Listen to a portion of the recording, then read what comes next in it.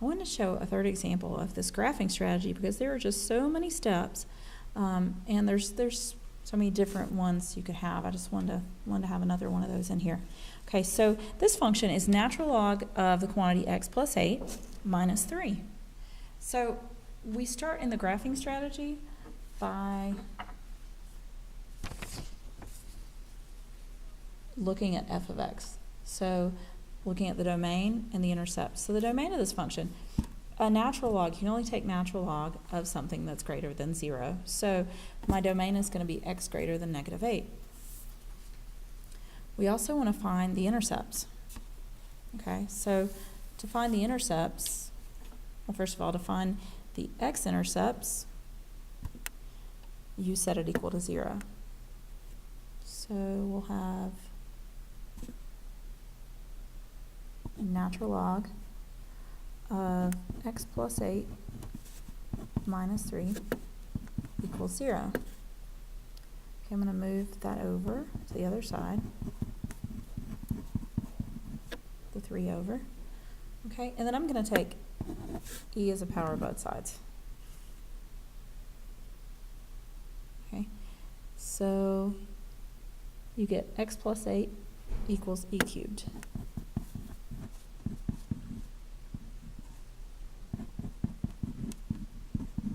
E cubed minus 8. Okay, that's a number.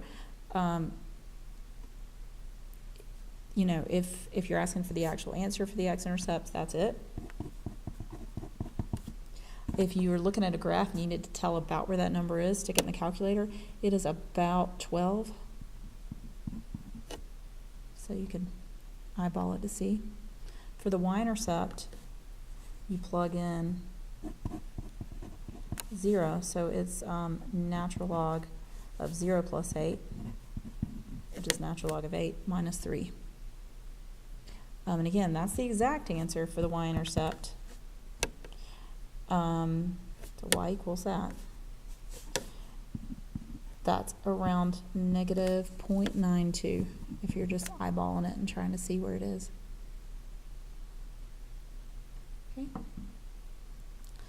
Let's start with the first derivative. Okay, if you take the derivative of this, you go by term, the derivative of negative 3 is 0. So we're going to get 1 over x plus 8. And chain rule times derivative of the inside, but derivative of the inside is just 1. Okay. On this interval, greater than negative 8, this function is never 0. It's actually always positive. So this is always greater than 0 on the interval from negative 8 to infinity. So that means f, we can actually kind of skip the sign chart for that.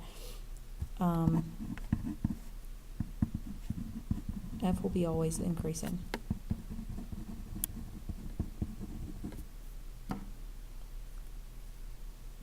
Okay, second derivative. Take the derivative of this. Okay.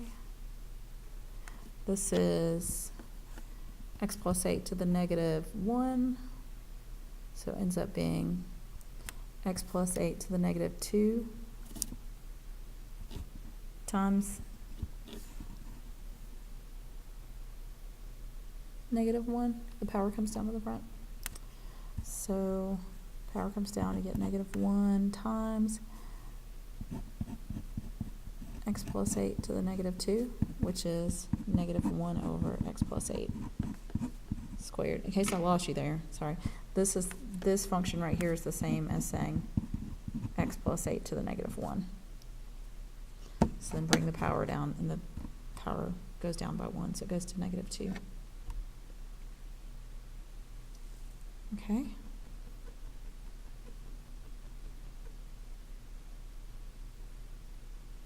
So this one, because on negative 8 to infinity, like if I say, like think about negative 7 plus 8, all those will be positive. So this will be positive, and the top's negative. So this will always be negative.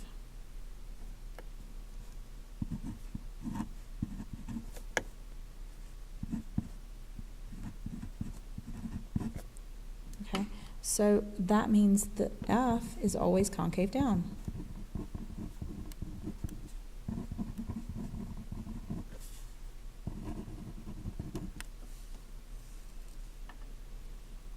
Okay. I guess I also could have told you that this is never 0. The only thing that makes it undefined is -8, but -8 is not in the domain of the original function. So we don't have to worry about any inflection points. So there were no critical points and no inflection points. So no inflection points is never 0 or undefined on this domain. Same thing here. Okay. So we need to pick a graph that is,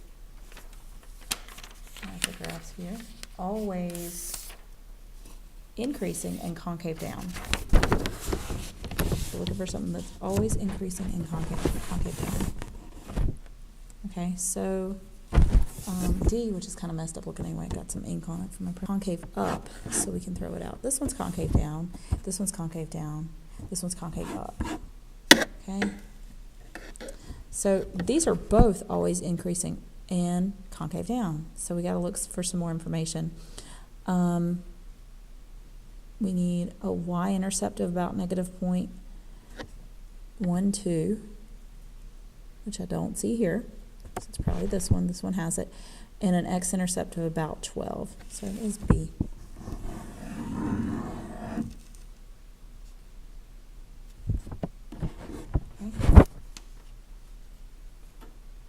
And I think I'm going to do a separate video for this example so this video doesn't get too long.